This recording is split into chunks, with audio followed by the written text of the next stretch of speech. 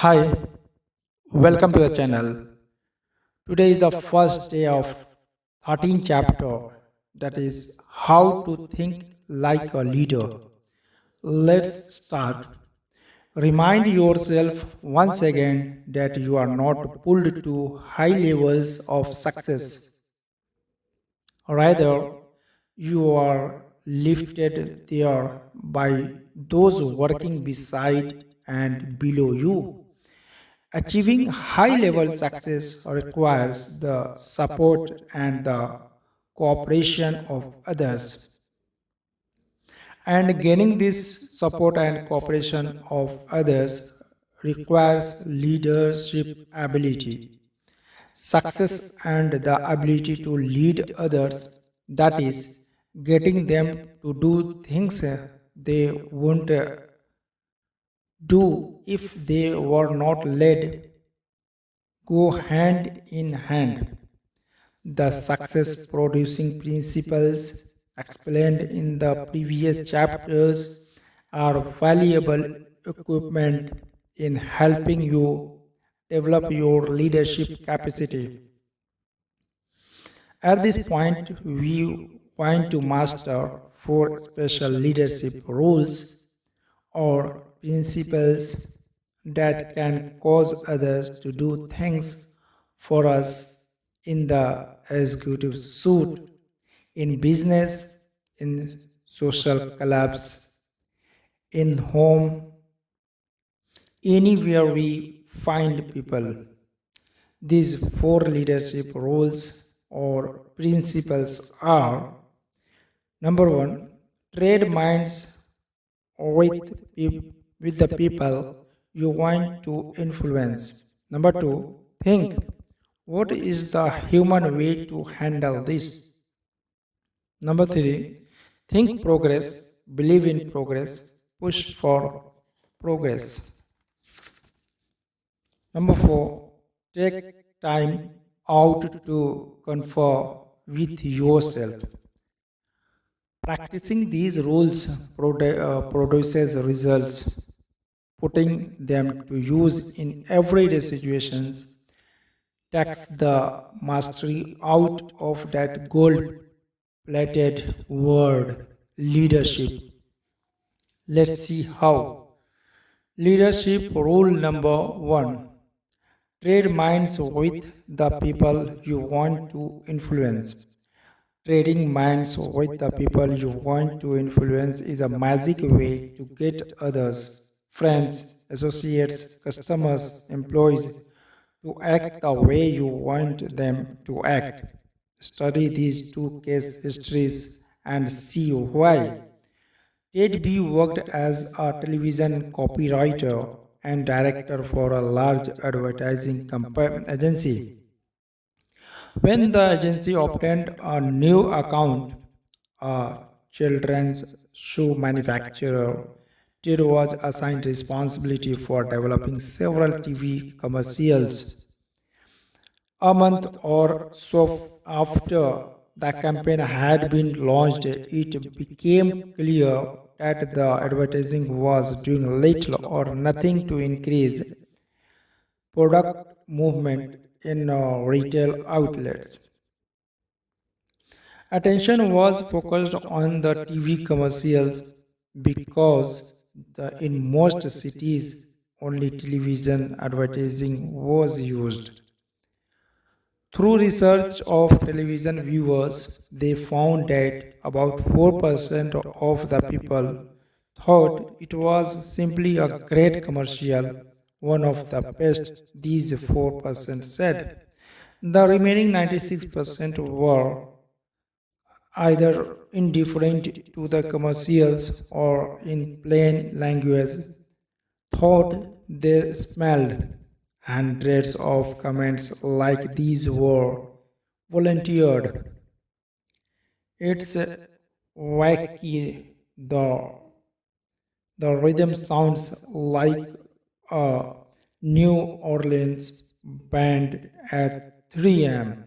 My kids like to watch most TV commercials, but when that shoe thing comes, on they go to the bathroom or refrigerator. I think it's too up. Seems to me someone's trying to be too clever. Something especially interesting turned up when all the interviews were put together and analyzed. The 4% that killed the commercial were people pretty much like Ted in terms of income, education, sophistication, and interests. The remaining 96% were definitely in a different socio-economic class. Ted's commercials, which cost almost $20,000, flopped because Ted thought only of his own interests. He had prepared the commercials thinking of the way he buys shoes, not the way the great majority buys shoes. He developed commercials that pleased him personally, not commercials that pleased the great bulk of the people. Results would have been much different had Ted projected himself into the minds of the masses of ordinary people and asked himself two questions. If I were a parent, what kind of commercial would make me want to buy those shoes? If I were a child, what kind of commercial would make me go to tell my mom or dad that I want those shoes? Why John failed in retailing? John is an intelligent, well educated, and attractive girl of 24. Fresh from college, John got a job as an assistant buyer in ready to wear goods at a low to medium priced department store. She came highly recommended. John has ambition, talent, and enthusiasm. One letter said she is certain to succeed in a big way. But John did not succeed in a big way. John lasted only 8 months and then quit retailing for other work. I knew her buyer well, and one day I asked him what happened. John is a fine girl and she was many fine qualities, he said, but she had one major limitation. What was that? I asked. Well, John was forever buying merchandise that she liked, but most of our customers did not see selected style, colors, materials, and prices she liked without putting herself in the shoes of the people who shop here. When I would suggest to her that maybe a certain line wasn't right for us, she would say, "Oh, they will love this. I do. I think this will move fast." John had been brought up in a well to do home. She had been educated to want quality. Price was not important to her. John just couldn't see clothing through the eyes of low to middle income people. So the merchandise she bought just wasn't suitable. The point is this: to get others to do what you want them to do, you must see things through their eyes. When you trade minds, the secret of how to influence other people effectively shows up. A very successful salesman friend told me he spends a lot of time anticipating how prospects will react to his presentation before he gives it. Trading minds with the audience helps the speaker design a more interesting, harder hitting top. Trading minds with employees helps the supervisor provide more effective, better received instructions. A young credit executive explained to me how this technique worked for him.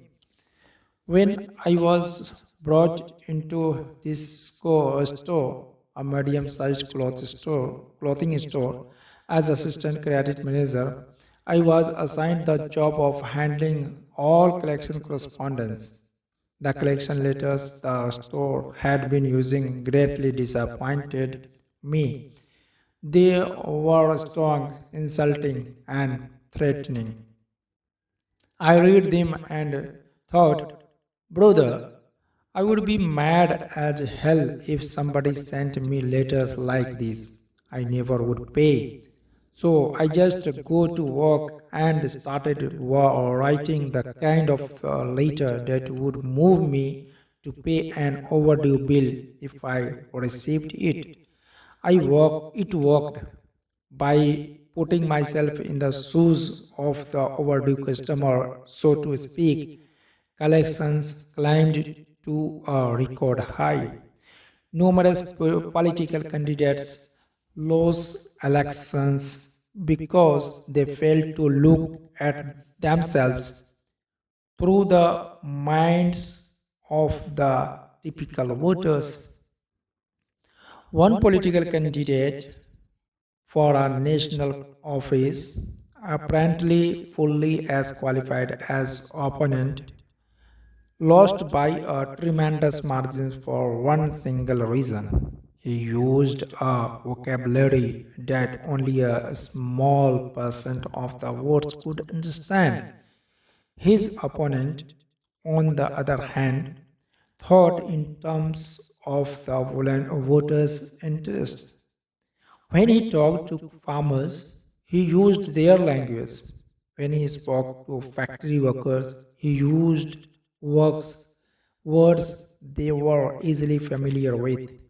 When he spoke on TV, he addressed himself to Mr. Typical voter, not to Dr. College professor. Keep this question in mind. What would I think of this if I exchange places with the other person? It paves the way to more successful action. Thinking of the interests of the people we want to influence as an excellent thought role in every situation. A few years ago, a small electronics manufacturer developed a fuse that would never blow out. The manufacturer priced the product to sell for $1.25 and then retained an advertising agency to promote it. The account executive placed in charge of the advertising immediately became intensely enthusiastic. His plan was to blanket the country with mass advertising on TV, radio, and newspapers. This is it, he said. We will sell 10 million of 10 million the first year. His advertisers tried to caution him, explaining that fuses are not a popular item. They have no romantic appeal, and people want to get by cheaply as possible when they buy fuses. Why not? The advertisers said. Use selected magazines and sell it to the high income levels. They were overruled and the mass campaign was underway, only to be called off in 6 weeks because of disappointing results. The trouble was this: the advertising executive looked at the high priced fuses with his eyes, the eyes of a $75,000 a year person. He failed to see the product through the eyes of the mass market, the $9,000 to $15,000 a year income levels. Had he put himself in their position, he could have seen the wisdom of directing the promotion toward the upper income groups, and the amount would have been saved. Develop your power to trade minds with the people you want to influence. The exercises below will help. Practice trading minds.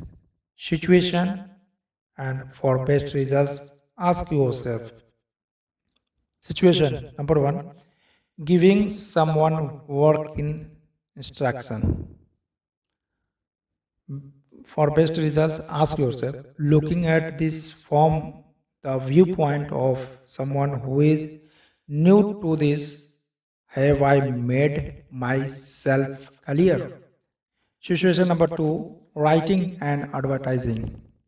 For best results, ask yourself, if I were a typical prospective buyer, how would I react to this ad?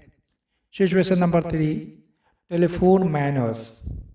For best results, ask yourself, if I were the other person, what would I think of my telephone voice and manners? Situation number four, gift. For best result, ask yourself, is this gift something I would like, or is it something he will like? Often there is an enormous difference. Situation number five, the way I give orders. For best results, ask yourself, would I like to carry out orders if they were given to me and the way I give them to others? Situation number six, child discipline. For best results, ask yourself, if I were the child, considering his age, experience, and emotions, how would I react to this discipline? Situation number seven, my appearance. For best results, ask yourself, what would I think of my superior if he were dressed like me? Situation number eight, preparing a speech. For best results, ask yourself, considering the background and interest of the audience, what would I think of this remark? Situation number nine, entertainment. For best results, ask yourself, if I were my guests, what kinds of food, music, and entertainment would I like best?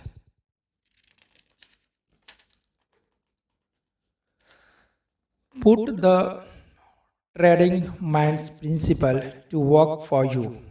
Number one, consider the other person's situation. Put yourself in his shoes, so to speak.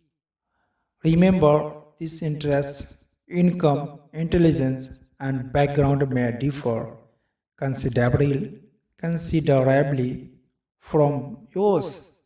Number two, now ask yourself, if I were in his situation, how would I react to this? Whatever it is you want him to do. Number three, then take the action that would move you if you were the other person. Okay, now we will start in next session, leadership rule number 2. If you are new on the channel, subscribe the channel and press bell icon so that you will get notification about new video upload, and don't forget to like and share.